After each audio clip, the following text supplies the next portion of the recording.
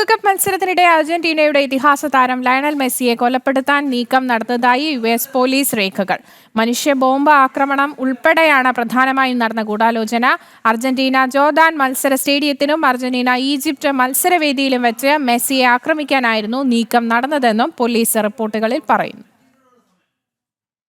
ലോകകപ്പ് മത്സരങ്ങൾ നടന്ന അമേരിക്ക, മെക്സിക്കോ, കാനഡ എന്നിവിടങ്ങളിൽ മെസ്സിക്കെതിരെ ആക്രമണ ആസൂത്രണം നടന്നതായാണ് പോലീസ് രേഖ.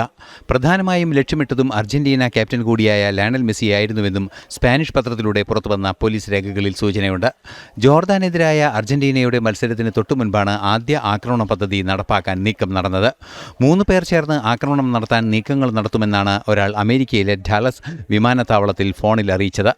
തോക്കുകളും നാടൻ ബോംബുകളുമായി സ്റ്റേഡിയത്തിലെത്തുമെന്നായിരുന്നു ഭീഷണി.